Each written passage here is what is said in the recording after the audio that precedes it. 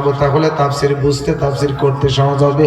সবাই আমার সাথে একটু জবান খুলে জোরে জোরে পড়বে না। আউযু বিল্লাহি মিনাশ শাইতানির বিসমিল্লাহির রহমানির রহিম। ولا تقولوا لمن يقتل في سبيل الله أموات بل أحياء ولكن لا تشعرون। দুনিয়ার মানুষেরা শোনো, যারা আমি আল্লাহর রাস্তায় জীবন দিয়ে শহীদ হয় তাদের কোনো মরণ নাই, মৃত্যু নাই, বরঞ্চ তারা জীবিত থাকে, কিন্তু তোমরা বুঝতে পারো না। وَلَنَبْلُوَنَّكُمْ بِشَيْءٍ مِّنَ الْخَوْفِ وَالْجُوعِ وَنَقْصٍ مِّنَ الْأَمْوَالِ وَالْأَنفُسِ وَالثَّمَرَاتِ। আর তোমরা যদি আমার পথে টিকে থাকতে চাও, ঈমান নিয়ে থাকতে চাও, তাহলে তোমাদের ঈমানের উপরে আমি আল্লাহ পাক রব্বুল আলামিন 5টা পরীক্ষা নেব। 1 নম্বর পরীক্ষা হলো ওয়ালানাবলুওয়ান্নাকুম বিশাইইম মিনাল খাউফ। 1 নম্বর পরীক্ষা হলো ভয় ভীতির মাধ্যমে পরীক্ষা। 2 নম্বর পরীক্ষা হলো রিজিক সংকীর্ণতা, অভাবগ্রস্ত হয়ে যেতে পারো, এটা তোমার জন্য পরীক্ষা। 3 নম্বরে তোমার জানের ক্ষতি, 4 নম্বর তোমার মালের ক্ষতি, 5 নম্বর তোমার ফল ফসল নষ্ট করে আমি আল্লাহ পরীক্ষা নেব।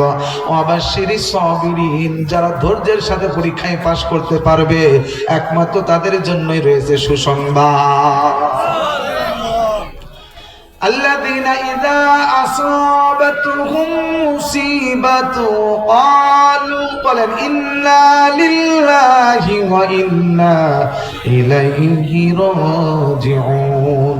আর তোমাদের যখন পরীক্ষা শুরু হয়ে যাবে, বিপদ যখন চলে আসবে, তখন তোমরা আমি আল্লাহর উপর তাওয়াক্কুল করবে আর বলবে আমাদের জন্য আল্লাহ যথেষ্ট। সুবহানাল্লাহ ধরে বলেন, আমরা তো আল্লাহর কাছে ফিরে যাব। এই জন্য আল্লাহ পাকের পক্ষ থেকে বলেন ঈমানদারের পরীক্ষা কয়টা? জোরে বলেন কয়টা? মনে রাখবেন, ওয়াজ শুনলাম কিন্তু ভুলে গেলাম, কিছুই মনে থাকলো না, কিছুই মানলাম না, তাহলে ওয়াজ শুনে রাত জেগে আমার তেমন কোনো লাভ হয় না। কিন্তু আমরা যদি ওয়াজটা মনে রাখতে পারি, তাহলে আমাদের আজকের তাফসীরুল কোরআন মাহফিল সার্থক হয়ে যাবে। সুবহানাল্লাহ। 1 নম্বর ঈমানের পরীক্ষা আমি আপনাদেরকে এক এক করে বলে শোনাবো। وَلَنَبْلُوَنَّكُمْ بِشَيْءٍ مِّنَ الْخَوْفِ। 1 নম্বর পরীক্ষা রে বান্দা, তোর জন্য বড় ভয়। কেমন ভয় রে বান্দা? জানো তুমি কেমন ভয়? হযরত বিলালের মতো ভয় তোমাকে দেয়া হবে। হ্যাঁ, প্রথমে বিলাল তো আল্লাহু আহাদ বলে ডাকে, আল্লাহু আহাদ বলে কান্দে। উমাইয়ার বাড়ির গোলাম, বাজার থেকে গরু কিনে আনি, বাজার থেকে ছাগল কিনে আনি। হযরত বিলালকে বাজার থেকে গোলাম কিনে আনছে, উমাইয়া গলার ভিতরে রশি লাগায় আনছে। উমাইয়া বেলালের বাড়ির গোলাম, বেলাল উমাইয়ার বাড়ির গোলাম। সারাদিন উমাইয়ার বাড়িতে কাজ করে, কিন্তু রাত্র হইলে পরে সময় পায়, সুযোগ পায়, আল্লাহর নামের জিকির শুরু করে দেয়। একদিন উমাইয়া ঘর থেকে বের হলো, বাড়ির সামনে ভাঙ্গা ঘর, ছোট একটা ঘর। আমাদের গ্রামগঞ্জে কাচারি আছে, বাজার থেকে জন কিনে আনলে পারে, কৈরেত বলে, কিষান বলে, এই জন যদি কিনে নেয় কেউ, তাহলে দেখবেন বাড়ির সামনে যে কাচারি ছোট ঘর থাকে, ভাঙ্গা ঘর, এই ঘরের ভিতরে ওই জনটাকে থাকতে দেয়, আসল ঘরে ঢুকতে দেয় না, থাকতে দেয় না। বেলাল মায়ের বাড়ির গোলাম, মূল ঘরের ভিতরে বেলালের জায়গা নাই। হযরত বেলাল কাচারি ঘরের ভিতরে, সামনের ঘরের ভিতরে, ভাঙ্গা ঘরের ভিতরে ঘুমায়। হঠাৎ করে উমাইয়া ঘর থেকে বের হইছে, রাত্র গভীর তাহাজ্জুদের সময়। উমাইয়ার কানের ভিতরে গুন গুন করে কান্নার আওয়াজ। কে রে কান্দে? এই গভীর রাতে কার বিপদ? বিলালের ঘরের দিকে আগাইতেছে, শুনতে পাই বিলালের ঘরের থেকে কান্নার আওয়াজ। উমাইয়া একটা দৌড় দিয়ে চলে গেছে, ডাক দিয়ে বলতেছে, বিলাল রে, তুমি এই গভীর রাতে কি বিপদ হলো? তুমি কান্না করো কেন? তোমার চোখের ভিতরে পানি কেন? বেলাল ডাক দিয়ে বলে, মালিক, আমি তো একজনের প্রেমে পড়ে গেছি, একজনের সাথে আমার বড় সম্পর্ক, একজনের সাথে আমার বড় ভালোবাসা, তার প্রেমের কারণে আমি গভীর রাতে কান্দি। ও যুবক, তুমি তোমার বান্ধবী ভালোবাসো, এই জন্য বান্ধবীর জন্য, প্রেমিকার জন্য তোমার চোখে পানি আসে, তুমি কান্দা। পদ্মালের যুবতী বললে, তুমি তোমার যুবক বন্ধুরে বড় ভালোবাসো, প্রেমিকের জন্য তোমার চোখের ভিতরে পানি। বেলাল মালিকের সাথে প্রেম করছে, যেই প্রেম করলে জান্নাতে যাওয়া যায়। সুবহানাল্লাহ বলে না? ইয়া আইয়াতুহান নাফসুল মুতমাইন্নাহ ইরজিই ইলা রাব্বিকি রাদিয়াতাম মারদিয়া ফাদখুলি ফি ইবাদি ওয়াদখুলি জান্নাতি। যার সাথে প্রেম করলে জান্নাত পাওয়া যায়। জোরে জোরে জোরে জোরে সুবহানাল্লাহ। দুনিয়ার অবৈধ প্রেম ভালোবাসার জন্য একজন আর একজনের জন্য জীবন দিয়ে দেয়, আত্মহত্যা করে সারা জীবন সে জাহান্নামে থাকবে, জান্নাত কোনোদিন পাবে না। কিন্তু আল্লাহর সাথে রাসূলের সাথে প্রেম করে যদি জীবন দিয়ে দেয়, সারা জীবন সে জান্নাত পাবে, তার কোনো জীবনে কষ্ট হবে না। পরকালে জোরে কোন সুবহানাল্লাহ। নারে তাকবীর। এই জন্য বেলালের প্রেম কার সাথে? আল্লাহর সাথে প্রেম। হযরত বেলাল রাদিয়াল্লাহু আনহু কালো মানুষ, দেখতে বড় কালো, কিন্তু তার অন্তরটা বড় ভালো। বেলাল যদিও কালো, তার ইমানটা বড় ভালো, মজবুত ইমান। আরে বড় দামি ইমান। যখন বলছে আল্লাহু আহাদ, আমি এক আল্লাহর গোলামি করি, আমার আল্লাহ সব, এই মূর্তিগুলো মিথ্যা, আমি সূর্যের পূজা করব না, আমি গাছের পূজা করব না, আমি সাগর পূজা, সাপের পূজা কিছু করব না, আমি এক আল্লাহর গোলামি করব। ও মায়েরা ঘরে ডাক দিয়ে বলতেছে, আবু জাহেল আইরে বন্ধু আয়, আমার বাড়ির কাজের লোক গোলাম বেলাল তো আগের মতো নাই, খারাপ হয়ে গেছে। কি হয়েছে রে? ডাক দে বলে, ও আবু জেহেল, আমার বাড়ির কাজের লোকটা বেলাল এখন মুহাম্মাদের দলে চলে গেল, এখন আল্লাহর গোলামি শুরু করলো। আবু জেহেল রাগ হয়ে গেল, বেলালের ঘরের ভিতর থেকে গামছা লাগা মরুভূমির ভিতরে নিয়ে গেছে, খেজুর গাছের সঙ্গে হাত দুইটা বাঁধছে রে, পা দুইটা বাঁধছে, আর চাবুক দিয়ে পিটাই দিছে। খেজুর গাছের মোটা মোটা ডালগুলো ভাঙলো। পিটাইতে পিটাইতে 10 জন যুবক বন্ধু পিটাইতে পিটাইতে ক্লান্ত হয়ে যায়, কিন্তু বেলাল মার খাইতে খাইতে কোনো দুর্বল নাই। বেলালকে যত জোরে মারে, বেলাল তত জোরে আল্লাহু আহাদ বলে ডাক দেয়। যাদের হৃদয়ে আছে আল্লাহর ভয়, তারা কবু পথ ভুলে যায় না, তারা কবু পথ ভুলে। সুবহানাল্লাহ। 16 বছর আমাদের নির্যাতন করলো, ফাঁসি দিল, খামাখা মামুলকদেরকে জেলের ভিতরে মিথ্যা মামলা দিয়ে আটকায় রাখলো, কিন্তু একটা ইসলামী আন্দোলনের নেতা কর্মী পালায় নাই। আর তোমাদের পতন হওয়ার সঙ্গে সঙ্গে আল্লাহর ভয় নাই, পেটের নীতি রাজনীতি করছে, এই জন্য পতন হওয়ার সাথে সাথে উড়াল দিছ। কথা বল। লজ্জা থাকলে আর কোনদিন হাসিনার দালালি করো না। এতটুকুন তো বিবেক থাকা উচিত, মাথায় বুদ্ধি ঘিলু থাকা উচিত, যে যে বিপদ আসলে পরে দেশের জনগণের চিন্তা করে না, নেতা কর্মীদের চিন্তা নাই, সন্তানের চিন্তা নাই, মা পরকিয়া করে চলে যায়, ওই মায়ের পরিচয় কোনদিন দিও না। আরে সে যদি জেলাও বন্দী থাকতো, ফাঁসি হলে পরেও মুখ খুলে কথা বলতে পারতে। কা পুরুষের দল? পুলিশ 10 গাড়ি পিছনে নিয়ে কই খেলা হবে, খালি মাঠে আয়, কথাবার্তা খেল। এখন তো একটারও খুঁজে পাওয়া যায় না। আল্লাহ আকবার বলেন। এ মুসলমান যুবক, আল্লাহর ভয় বেলালের অন্তরের ভিতরে মাইরে তার কিছু হয় না। চাবুক দিয়ে আমারে, খেজুর গাছের ডাল দিয়ে আমারে, কালো বেলালের পিঠের চামড়া গুলো চাবুকের আঘাতে আঘাতে চাবুকের সঙ্গে ছিঁড়ে যায়, রক্ত বের হয়ে যায়, গোস্ত বের হয়ে যায়। ওই বালুর ভিতরে রক্ত পড়তে পড়তে বালু কণাগুলো ভিজে ভিজে যায়। বেলালের বুকের উপরে বড় একটা পাথর চাপা দিয়ে রাখছে রে। আর আবু জেহেল ডাক দিয়ে বলতেছে, বেলাল রে, তোর হাত চলে না, তোর পা চলে না।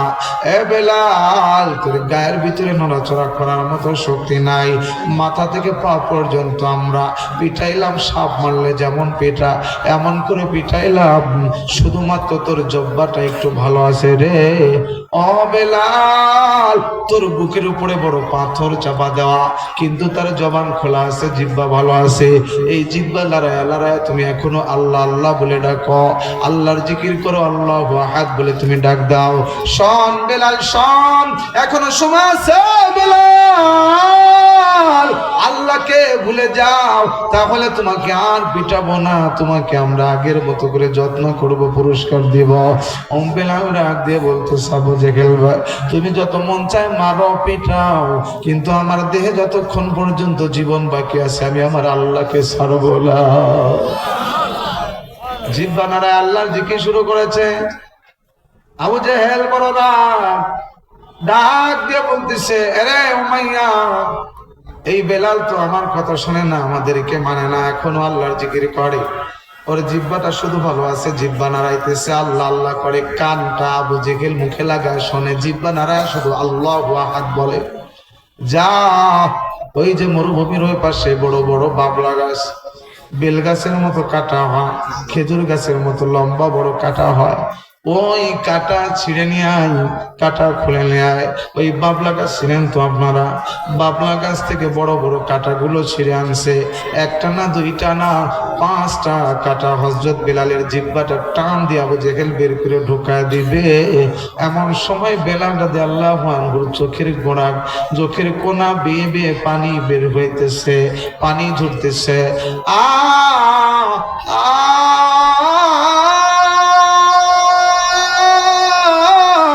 বেলালকে মারছে, পিটাইছে, বেলালের মাথা থেকে পা পর্যন্ত ছিঁড়ে ছিঁড়ে গেছে, চামড়া ফেটে ফেটে রক্ত বের হয়েছে, কিন্তু বেলালের চোখের ভিতরে পানি নাই। একবারের জন্য বেলাল কান্দে না রে, কিন্তু যখন জিহ্বার ভিতরে কাটা ঢুকায় দিবে তখন হযরত বেলালের চোখের ভিতরে দিয়ে পানি করে পড়তেছে। আবু জেহেল ডাক দিয়ে বলে, রে বেলাল,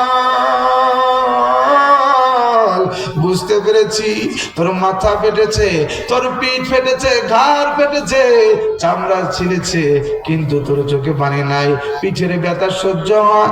বেলাল রে, জিহ্বার ভিতরে কাটা দিলে বুঝি তুই সহ্য করতে পারবে না, এই জন্য তোর চোখের ভিতরে পানি, কাটা দেখে তুমি ভয় পেয়ে গিয়েছ। বেলাল, কথা দিলাম তোকে মাফ করে দিব, তুই শুধু মোহাম্মদকে আল্লাহকে ছেড়ে দিবি। সঙ্গে সঙ্গে বেলাল ডাক দিয়ে বলে, আবু জেহেল রে, তোমার কাটা দেখে আমি কান্দি না, আমার চোখের পানি এই কারণে, আমার জিহ্বাটা তো একটু ভালো ছিল, তুমি মারছো, আমি যখন আল্লাহ বলে ডাক দিছি আমার সব ব্যথা চলে গেছে। কোদাল দিয়ে যারা মাটি কাটে, ঝুড়ি ভরে যারা মাটি নেয়, ওই কুলিবাই বাজারের ভিতরে আলুর বস্তা 2 মণ ওজন, বড় বড় চাউলের বস্তাগুলো যখন ঘাড়ে করে নেয়, দেখবে বড় কষ্ট হয়, অনেকের ঘাড় পর্যন্ত বাঁকা হয়ে যায়। কতক্ষণ তারপরও কাজ করে, গল্প করে, মুখের ভিতরে হাসি, কোনো দুঃখ নাই। কারণ কেউ জানে আলুর বস্তা নিব, চাউলের বস্তা নিব, ঝুড়ি ভরে ভরে মাটি টানবো, কিন্তু দিন শেষে বিকাল বেলা আমার মালিক আমাকে 500 টাকা বেতন দিবে, 1000 টাকা পাবো। বেলালকে মারে, মনে কোনো দুঃখ নাই, চামড়া ছিঁড়ে যায়, কিন্তু মুখে হাসি, কারণ মুখে কার জিকির? কার? আল্লাহ বলো। ফাঁসি দিয়ে দেয়, আলেমুল আমাদেরকে জেলের ভিতরে বন্দি করে দেয়। এই যে আলেম গুলাকে ধরছে, জেলের ভিতরে পড়ছে, এক একজন কান্দে। শুনুন দালাল, কথা বল না কেন? এমপি মন্ত্রী গুলো ধরছে দুর্নীতির মামলায়, চোখের পানি ছেড়ে কান্দে, কিন্তু আলেমদেরকে ধরছে, একজন আলেম কোনোদিন কান্দে নাই। ও জানে আমার তো ফাঁসি হবে, আমার তো জেল হবে, কিন্তু পুরস্কার জান্নাতে আল্লাহ দেবে। সুবহানাল্লাহ। পুরস্কারের আশায় তার মনের ভিতরে কোনো দুঃখ নাই। সুবহানাল্লাহ, জোরে জোরে। বেলালের মনে কোনো দুঃখ নাই, কিন্তু কাটা দেখে কান্দ কেন? বেলাল ডাক দিয়ে বলে, আবু জেহেল রে, তুমি আমার চামড়া ছিললা, অসুবিধা নাই, পিঠেই তো আমার যন্ত্রণা ছিল, কিন্তু জিহ্বাটা নাড়া যখন আল্লাহ বলেন তো আল্লাহ। না না, গাজীপুর কোনাপাড়ি মুসলমান, জবান খুলে জোরে বলো আল্লাহ। মুসলমানের মতো, মর্দে মুজাহিদের মতো, খান জাহানের মতো, শাহজালালে আমিনের মতো চিল্লা বলো ইয়া আল্লাহ, আর জোরে বলো ইয়া আল্লাহ। এই মালিকের নাম আল্লাহ বললে পারে মনটা ঠান্ডা হয়ে যায়, শান্তি লাগে, বড় মজা।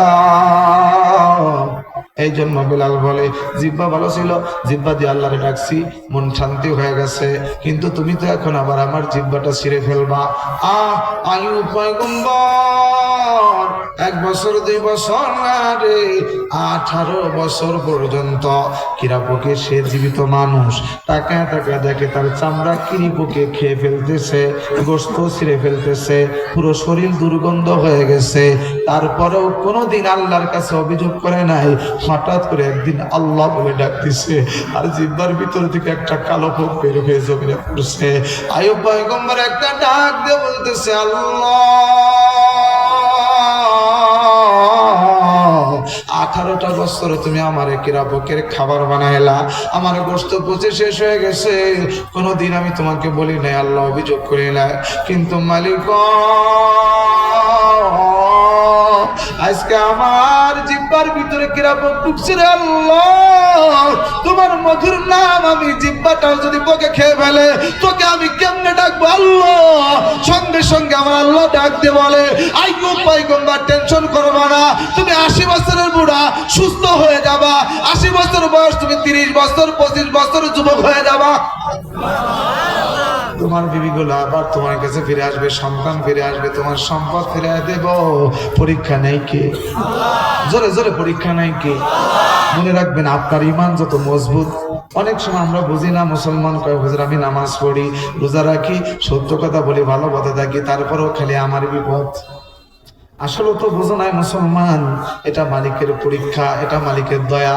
যার ইমান যত মজবুত তার পরীক্ষা তত কঠিন, যার প্রশ্ন যত শক্ত, যার সার্টিফিকেটের মান যত বড়, তার পরীক্ষার প্রশ্ন তত কঠিন হয়। যদি কেউ এসএসসি পরীক্ষা দেয়, ক্লাস 1 2 3 4 এর প্রশ্ন তারে দেয় না, সহজ প্রশ্ন দেয় না, কঠিন। যদি তুমি ডক্টর পরীক্ষা দাও, মাস্টার্স কমপ্লিট করতে চাও, যদি অনার্স পরীক্ষা দাও, তাহলে তোমার প্রশ্ন আরো কঠিন। যে আল্লাহর যত বড় ওলি হবে, যত বড় বন্ধু হবে রে, তার পরীক্ষা তত কঠিন কঠিন হয়ে যাবে। এই জন্য আল্লাহ মাঝে মধ্যে আমাদেরকে পরীক্ষা নেয়। আলহামদুলিল্লাহ, জোরে জোরে আলহামদুলিল্লাহ। ভাইরা আমার, হযরত বেলালের জিহ্বার ভিতরে কাঁটা দিবে, চোখের ভিতরে পানি, বেলাল কান্দে। আবু জেহেল বলে, মনে করছিলাম কাঁটার ভয়ে কান্দো, কিন্তু তো তুমি কাঁটার ভয়ে না, আল্লাহর প্রেমে কান্দো। হে উমাইয়া, কাঁটাগুলো হাতের ভিতরে দে। বেলালের জিহ্বাটা টান দিয়ে বের করছে, আর জিহ্বার ভিতরে কাঁটা ঢোকায় দেয়। বেলাল ডাক দিয়ে বলে, আবু জেহেল ভাই, আমার জিহ্বাটা নষ্ট করো না, আমার জিহ্বাটা জবানটা ভালো ছিল, আমি আল্লাহকে আল্লাহু আহাদ বলে ডাক দিলে আমার সব দুঃখ চলে যায়, জিহ্বাটা ভালো থাক, জিহ্বায় আঘাত করো না। রাগ হয়ে গেছে, আবু জেহেল জিহ্বাটা বের করে, একটা না, দুইটা না, 5টা বড় বড় কাঁটা জিহ্বার ভিতরে তাজা মানুষকে ঢুকায় দেয়। হযরত বিলাল চোখের পানি ছেড়ে কান্দে, আর ডাক দিয়ে বলে, আল্লাহ এরে মালিক,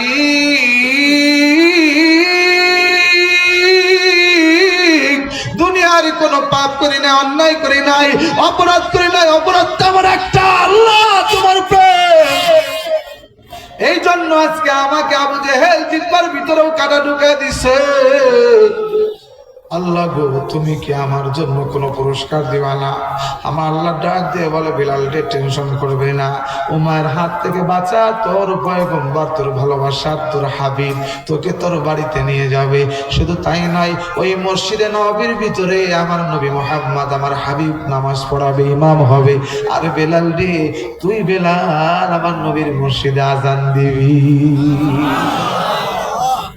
বেলাল আজান দেয়, বড় ভালো লাগে। কিন্তু হঠাৎ করে মুসল্লিরা, সাহাবায়ে কেরাম নবীকে ডাক দিয়ে বলে, পয়গম্বর একটা কথা শোনেন। বলে কি? বলে হুজুর, ভিতরে ভিতরে সমালোচনা হয়, বেলালের আজানে একটু জড়তা আছে, ওই যে জিহ্বা যে ফুটো, জিহ্বায় যে ছিদ্র হয়ে গেছে, শিনের উচ্চারণ ভালো হয় না। পয়গম্বর, বেলালের চাইতেও তো ভালো ভালো মুয়াজ্জিন আছে, ভালো চেহারা, ভালো ঢক, ভালো কণ্ঠ। ও পয়গম্বর, ভিতরে ভিতরে আপনার সাথীরা কিন্তু বেলাল রে পছন্দ করে। নবী কয় তাই নাকি রে? তাহলে তো সমস্যা, যদি পছন্দ না করে আমি সভাপতি কি করব? ইমাম সাহেব আপনার চাকরি নাই, আছে না নেই? এ বাংলাদেশের সব থেকে বড় জুলুমের শিকার হলো আমার ইমাম ভাইয়েরা। ইমাম আপনার জন্য 24 ঘন্টা দোয়া করে। মুসল্লি মারা গেছে, ইমাম দোয়া করে। মুসল্লির মেয়ে অসুস্থ, ইমাম দোয়া করে। মুসল্লির বিপদ হলে মসজিদে ইমাম দোয়া করে। আর ওই মুসল্লি সুযোগ পাইলে ইমাম রে বাঁশ দেয়। কথা বল না কেন? এত জুলুম করবেন না, পারলে ভালো মানবেন। হ্যাঁ, যদি ওই রকম কোন অপরাধ করে তার পিছনে নামাজ হয় না, সে আমি পক্ষে বলবো না। কিন্তু খামাখা সামান্য একটু অপরাধে বাড়ি গেছে বিপদ, একদিন দেরি করছে সমস্যা, তারপরেও ইমামের চাকরি চলে যায়। এরকম কষ্ট দিয়ে আমরা অনেক সময় না বুঝে বেলালকে তো এখন আর পছন্দ হইতেছে না। নবী আমার ডাক দিয়ে বলতেছে, বেলাল রে, ও বেলাল,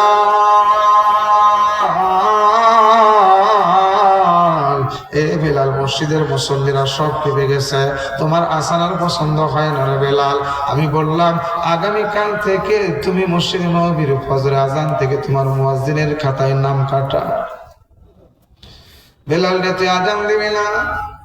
নবীজি আপনিও কি বাদ দিলেন? বলে হ্যাঁ, কি করব? বেলাল কোনো কথা বলে না, একটা দৌড় দিয়ে বেলাল বাড়িতে চলে যায়।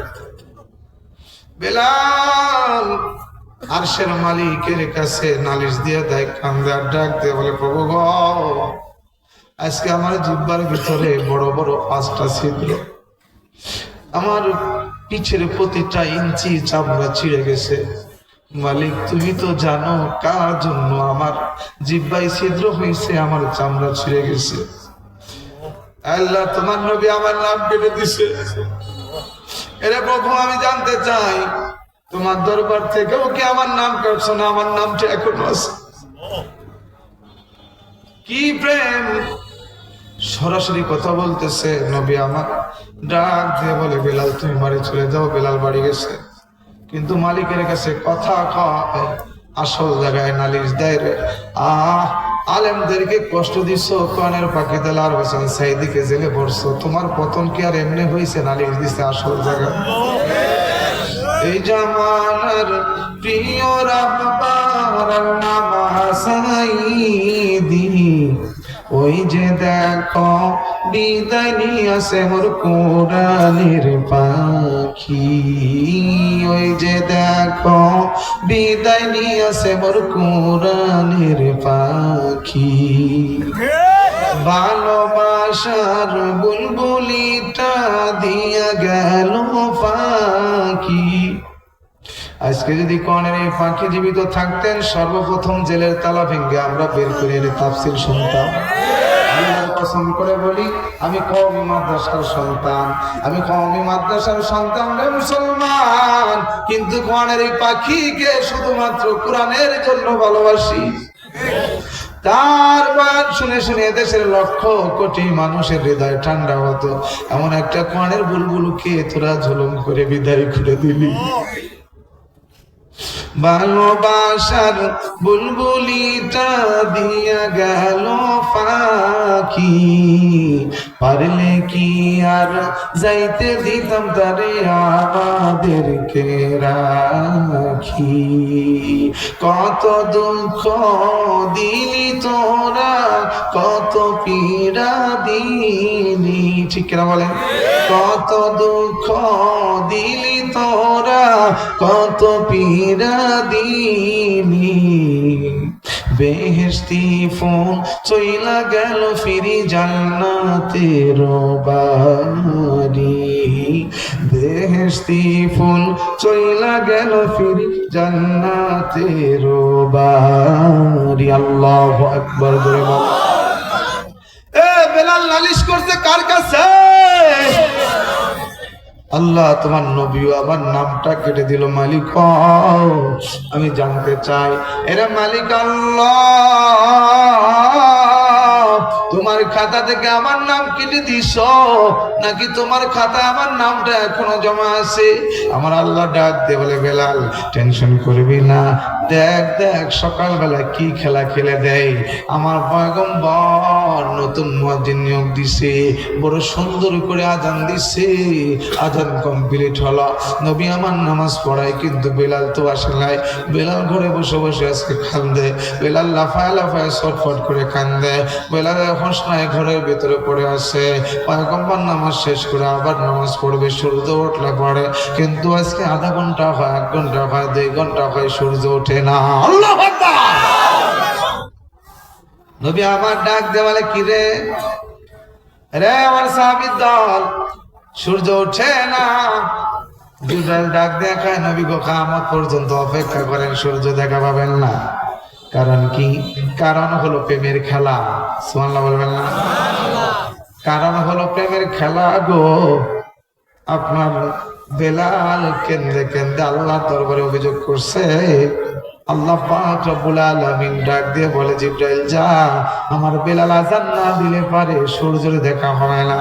আমার নবী বুঝতে পারলেন না, ডাক দিয়ে বললেন, যা আমার বেলাল ডেকে আন।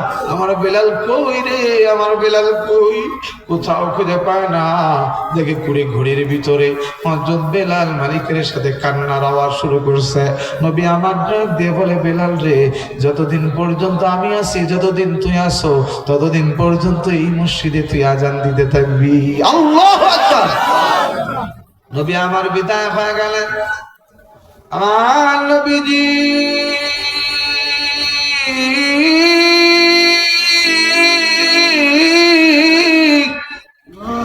ইন্তেকাল করলেন, বিদায় হয়ে গেলেন। হযরত বেলাল লাফায়া লাফায়া কান্দে আর মদিনা ছেড়ে চলে যায়। মদিনায় থাকবো না রে। মদিনার সব মানুষ কান্দে, বেলাল কাঁদে, আবু বকর কাঁদে, উসমান আলী রাদিয়াল্লাহু আনহু কাঁদেন, এবং হযরত ওমর রাদিয়াল্লাহু আনহু চিল্লায় চিল্লায় কাঁদে। কোমর থেকে তরবারি বের করে বলতেছে, একটা মানুষ যদি বলো আমার নবী নাই, আমি কিন্তু তার মাথা রাখবো না।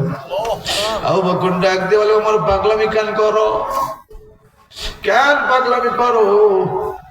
ঘরের মহিলারা পর্যন্ত রাস্তায় বের হয়ে গেছে, রান্না করবো না, স্বামী গো আমার নবী নাই। ছোট ছোট বাচ্চাগুলো নবীর প্রেমে পাগল। ডাক দিয়ে বলে, মা গো আর ভাত খাইতে মন চায় না। দুধের বাচ্চা মায়ের বুকে দুধ খায় না। সব নবীর পাগল। আল্লাহু আকবার জোরে বলেন। আমি নবীজি পাগল, আমি মদিনার পাগল, আমি নবীজি পাগল, আমি মদিনার পাগল। মদিনারি দুলবালু মোর, মদিনারি দুলবালু মোর নয়নের কাজল, আমি মদিনা পাগল, আমি নবীজির পাগল। মারহাবা। আমার বাবা বেলাল গাড়ি গোল করে মদিনা থেকে পালা চলে যায়। আবু বকর খবর পাইছে রে, ডাক দিয়ে বলে, এ বেলাল, তুমি মদিনা রেখে চলে যাইতেছো, বিদায় হইতেছো কেন? বেলাল বলতেছে, আমি নবী ভালোবাসি, এই জন্য মদিনায় থাকবো না। আবু বকর বলে, আমরাও তো নবীকে ভালোবাসি, আমরা তো মদিনা ছেড়ে যাই না। বেলাল ডাক দিয়ে বলেছিল, আবু বকর রে, আমি পাগল মানুষ, তোমাদের প্রেম মদিনায় থাকতে দেয়, কিন্তু আমি বেলালকে মদিনায় থাকতে দেই। ব্যাগ গুছায়া বেলাল মদিনা ছেড়ে চলে গেল। 6 মাসের ভিতরে বেলালের খবর নাই। হঠাৎ করে আমার নবী একদিন ডাক দিয়ে বলে, স্বপ্নের ভিতরে, রে বেলাল, আয় আয়, তুই তো আমার সাথে জুলুম করলা, 6 মাস হয়ে গেল তোর দেখা পাই না। বেলাল রে, তুই আমার রওজার পাশে আয়, তুই আমাকে সালাম দিবি। ও বেলাল, তুই আমার রওজার কাছে আয় রে। সঙ্গে সঙ্গে বেলাল ঘুম থেকে একটা লাফ দিয়ে উঠে গেল, একটা দৌড় দিয়ে মদিনার পথে ছুটতে শুরু করলো। পুরো মদিনার ভিতরে একটা অন্যরকম কায়েম হয়ে গেল, সবাই আনন্দ মুখরিত একটা পরিবেশ কায়েম হয়ে গেল। বেলাল আসতেছে, বেলাল আসতেছে। ছোট বাচ্চারা মনে মনে চিন্তা করে, আমরা দেখেছি বেলাল আজান দিনে পারে, নবী আমার যায় নামাজ বিছায়া বসে নগরের ভিতরে নামাজ সালাত আদায় করিয়েছেন, আজকে মনে হয় আমার পয়গম্বরও আসবে। সবাই খুশি হয়ে গেছে, বেলাল আজান দিবে। কিন্তু না না না, আজকে বেলাল আজান দেয় না।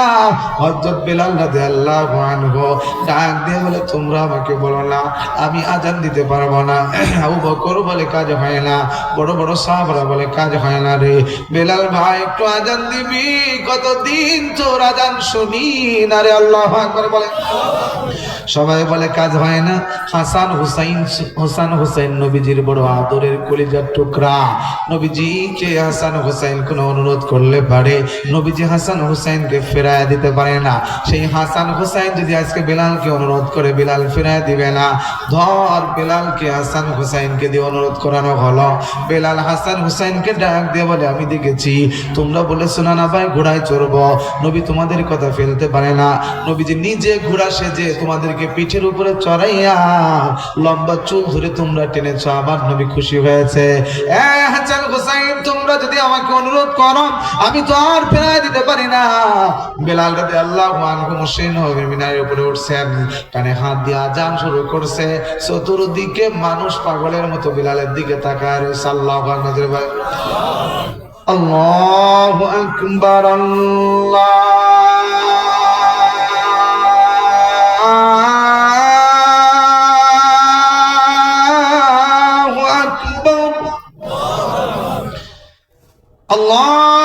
আকবার, আল্লাহু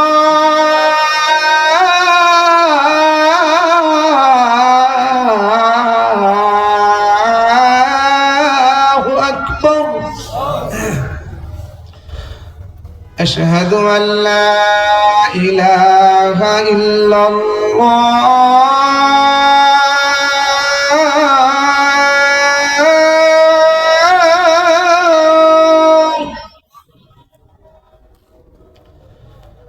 أشهد أن لا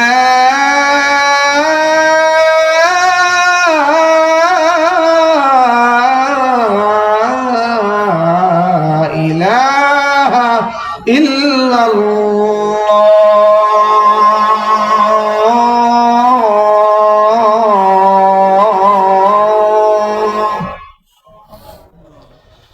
أشهد أن محمد رسول الله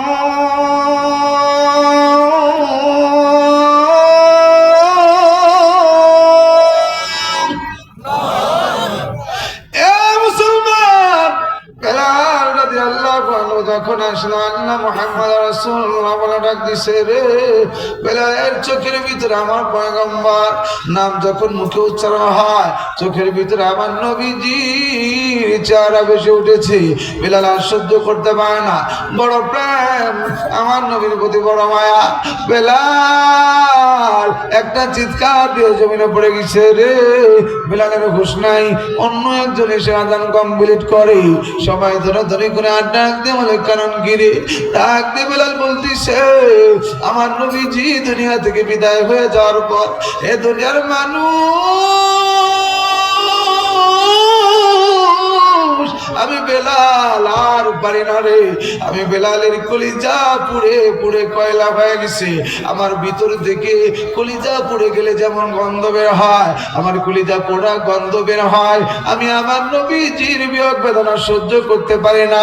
এরাই ছিল খাঁটি আশিক রাসূল, এরাই ছিল খাঁটি আল্লাহর গোলাম। মুসলমান আমার আল্লাহ পাক রব্বুল আলামিন ডাক দিয়ে বলেন, ওয়ালা নাবলুওয়ান্নাকুম বিশাইইন মিনাল খাউফ। বান্দা রে, তোকে ঈমানের কঠিন পরীক্ষা দেওয়া হবে, তোকে ভয় ভীতির মাধ্যমে পরীক্ষা দেওয়া হবে। যতই ভয় দেওয়া হোক, যতই হামলা করা হোক, মামলা করা হোক, আমরা কোনো বাতিলকে আপোষ করি নাই। আমরা মুসলমান ঐক্যবদ্ধভাবে আগামীতে বাংলার জমিনে কোরআনের রাজ কায়েম করতে চাই। এই জমিনের মাঠে ঘাটে মুসলমান ইমানদার সুযোগ পাইলে মাঠে গ্রামে কাজ করতে যায়। আসরে আজান হলে আল্লাহু আকবার বলে গামছা যায় নামাজ বানায় নামাজে দাঁড়ায় যায়। এই জমিনের ভিতরে অফিস আদালতে আজান হয়ে গেলে কিছু মুসলমান নামাজে দাঁড়ায় যায়। এই জমিনের ভিতরে যারা নদীর পথে চলাচল করেন, সাগর নদী বন্দরের ভিতরে, এই নদীর ভিতরে লঞ্চ চলে, স্টিমার চলে, জাহাজ চলে, আমার ভাইয়েরা ফেরিগুলো চলতে থাকে।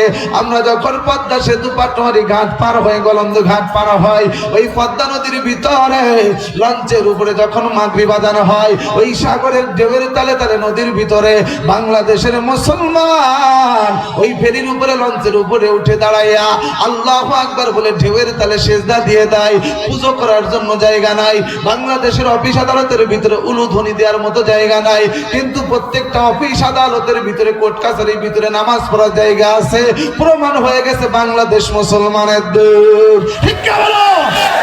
এই জমিনে কোরআনের পক্ষে থাকতে হবে। আগামীতে কোরআনের রাজ কায়েম করব। এই কোরআনের জন্য যদি ডাক এসে যায়, পাছায় কাপড়ের কাপড় বেঁধে আরেকটা বিপ্লব হবে। বাংলার জমিন 52 বছর হয়ে গেছে, আমরা কোরআনকে ক্ষমতা দেই নাই, ইসলামকে ক্ষমতা দেই নাই। আমরা আগামীতে ইনশাআল্লাহ যদি সুযোগ আসে কোরআনের পক্ষে কাজ করব, কোরআনের আলেমদেরকে সংসদ ভবনে বসানোর চেষ্টা করব। কারা কারা তৈরি আছে? আর একবার আল্লাহকে দুইটা হাত দেখাও।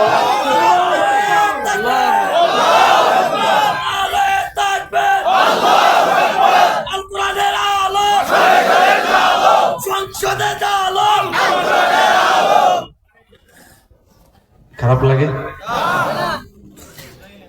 মানুষগুলো বসে রয়েছে, তবরক নাই,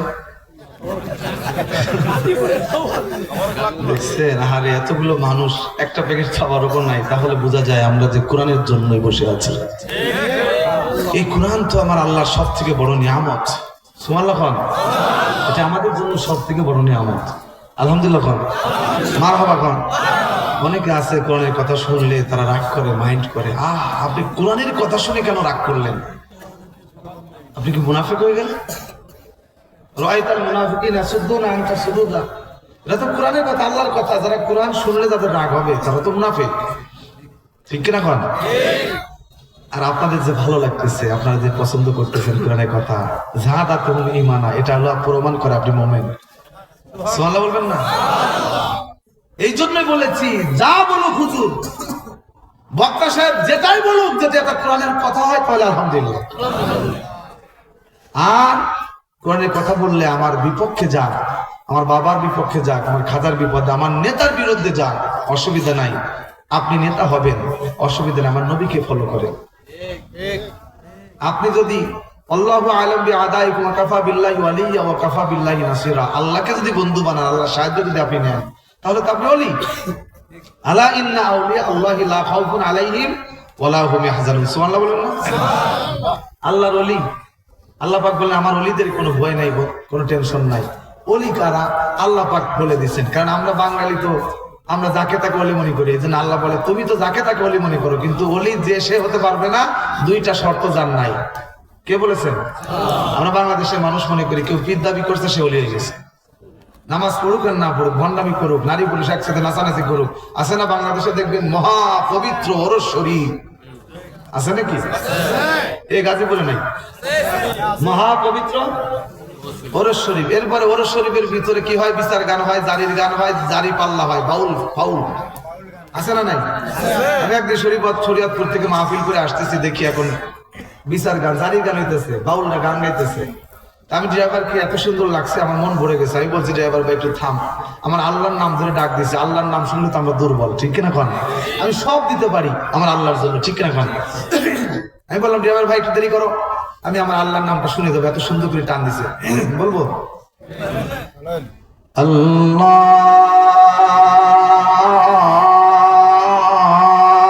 আকবার।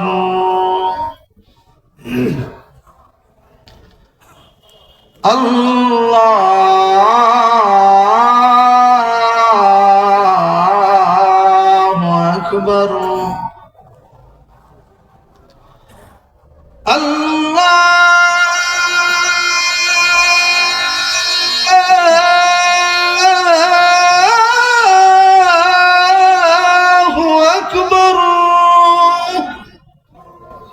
আমার তো মন ঠান্ডা হয়ে গেছে। এত সুন্দর করে ডাক দিলে ভালো লাগে না ভাই? এরপরে শয়তান বলতেছে, ওই আমি মন মন্দিরে পূজা দেব, শান্তি ওম ওম ওম নমো নমো।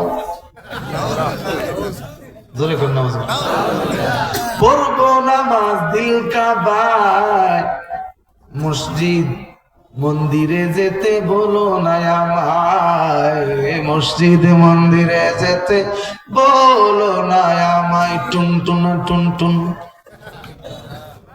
কত বড় খবিস, এত সুন্দর করে আল্লাহরে ডেকে এখন বলতেছে মন মন্দিরে পূজা দেবো, শান্তি পড়বো না আমার দিল কাবাই। তার মানে ও মন্দিরেও যাবে না, মসজিদেও যাবে না, হলো মুনাফিক। যেটা লেডিসও না জন্ডিসও না, ওটা হলো হিজলা। ঠিক না করে বলে, আছে না নাই? মহাপবিত্র ওরস শরীফ। এরপরে নারী পুরুষ একসাথে গান গায়, এটা কি মহাপবিত্র না মহা অপবিত্র? ভণ্ডামি, এটা তো বুঝতেছেন যে ভণ্ডামি নাকি, এটাও বুঝেন না পারা। এই ভণ্ডদের সাথে আমাদের কোনো আপোষ থাকতে পারে?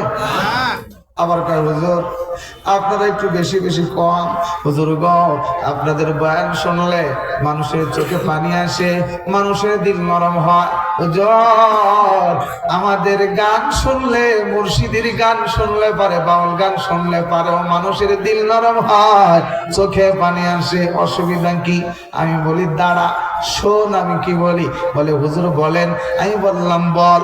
এই যে বোতলের পানি দিয়ে যদি সিরা ভিজাই তাহলে সিরা কি ভিজবে? বলে ভিজবে।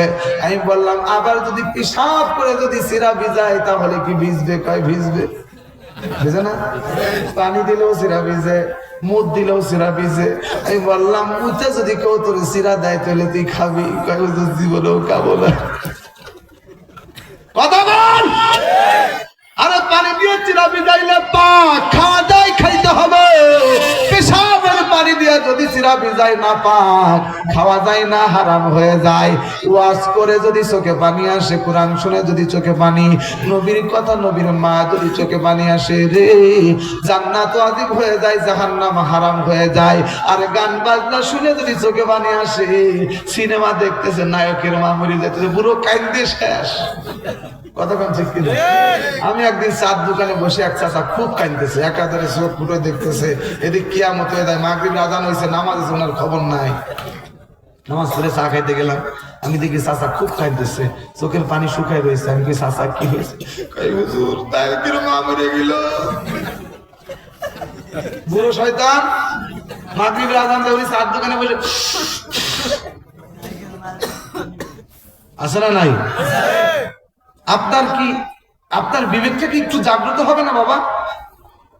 60 বছর বয়স হয়ে গেল, 70 বছরের বয়স হয়ে গেল বাজান, আপনি এখনো আজান হলে মসজিদের পাশে বসে চা খান, মসজিদে যান না। আপনার ঈমান কবে খুলবে? কবরে গেলে? এই যুবক, তোমার মতো হাজার যুবক আছে দেশে, স্কুলে পড়ে, ভার্সিটি পড়ে, কাজ করে, চাকরি করে, অফিস করে, আবার আজান দিলে মসজিদে যায়, নামাজ পড়ে। কি শোনা বন্ধু নাই? যোগে বলো নাই? আজকে তোমাকে ধ্বংস করার জন্য তোমার হাতে মোবাইল দিয়ে দিছে।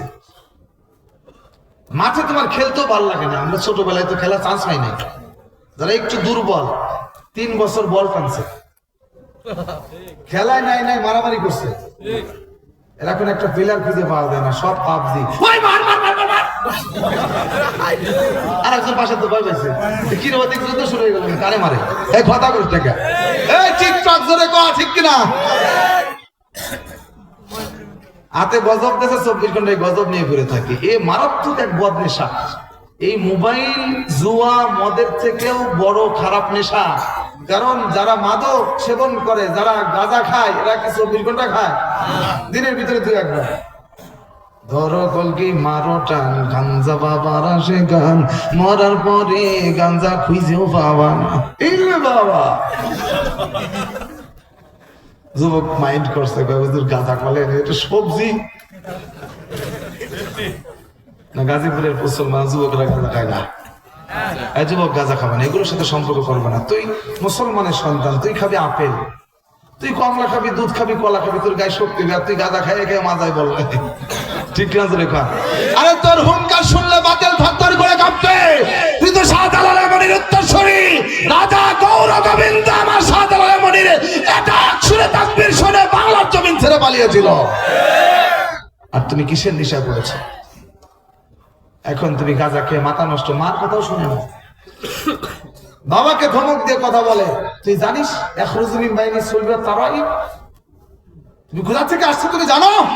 মাকে তুমি ধমক দিছো, কত বড় নাফরমান কপাল পোড়া। মায়ের সাথে বিয়াদবি করে পৃথিবীর কোন নজির নাই, সে সফল হতে পেরেছে, দুনিয়াতেও না পরকালেও। সাময়িক কিছু সময়ের জন্য দেখবেন যে লাখটা ভালো আছে, কিন্তু ওর ভিতরে পুরে ছাই হয়ে গেছে, কিছু নাই, ধ্বংস হয়ে গেছে। কারণ মায়ের দিলে আঘাত দিলে আল্লাহর আরশ কাঁপে, বাবার অন্তরে আঘাত দিলে আল্লাহর আরশ থরথর করে কাঁপে। এখরুজু মিন বাইনি সুলবি ওয়াত তারাইব, বাবার ভিতর থেকে পৃষ্ঠদেশ আর মায়ের এই বক্ষ পাজর, এইখান থেকে আমার আল্লাহ পাক আমাদেরকে বের করছেন। কোন জায়গা থেকে? মায়ের এইখান থেকে। সুবহানাল্লাহ বলবেন না? এই বুকের ভিতর থেকে। এই জন্য তাফসীরের ভিতর পড়েছি, মায়ের কলিজার সাথে আপনি সন্তান, যুবক ভাই তুমি সন্তান, তোমার মায়ের কলিজার সাথে তোমার একটা রাডার, একটা নেটওয়ার্ক লাগানো থাকে। কে দিছে? মোবাইল আছে না? মোবাইলে কোনো তার নাই, কেবল নাই, কিন্তু আপনি 1 সেকেন্ডের ভিতরে ইন্টারনেট কানেকশন দিয়ে বিদেশে ভিডিও কল, অডিও কল দিতে পারেন কিনা? বাবার খোঁজ নিতে পারেন 1000 মাইল দূরে। ঠিক তেমনি ভাবে মায়ের সাথে তোর হয়তো তার লাগানো নাই, কিন্তু অন্তরের সাথে মায়ের কলিজার সাথে তোর একটা নেটওয়ার্ক আল্লাহ লাগাই দিছে। তুই 1000 মাইল দূরে থাকবি, তোর যদি কোনো বিপদ হয়, পশু পাখির খোঁজ পায় নাই, কেউ জানে না, কিন্তু মায়ের খোঁজ হয়ে গেছে। মায়ের অন্তরের ভিতরে আগুন চলতেছে, জ্বালা করতেছে, ভালো লাগে না, মা ছটফট করে, কিছুই ভালো লাগে না। পাশের ঘরে গেছে, ডাক দিয়ে বলে, বুবু কি হয়েছে, তুমি এমন করো খা? মা তখন ডাক দিয়ে বলে, বন্ডে আমার অন্তরে জ্বালা করতেছে, আমার কলিজার টুকরা রফিক না জানি বিদেশের মাটিতে কোনো বিপদ পড়লো কিনা। ভাতিজাকে ডাক দিয়ে বলে, ভাতিজা একটু আমার ছেলে রফিককে একটু ফোন দে। ভাতিজা সঙ্গে সঙ্গে ফোন লাইন লাগায় কল দিছে, দেখে ওপাশ থেকে রিং হয়, ফোন ধরে না। কিছুক্ষণ পর ফোন রিসিভ করে বলতেছে, আপনার সন্তান তো বিপদে পড়ছে, অ্যাক্সিডেন্ট করে মারা গেছে। মায়ের অন্তরের ভিতরে জ্বালা কে দিছে? বিদেশে বিপাকে কারো সন্তান মারা যায়।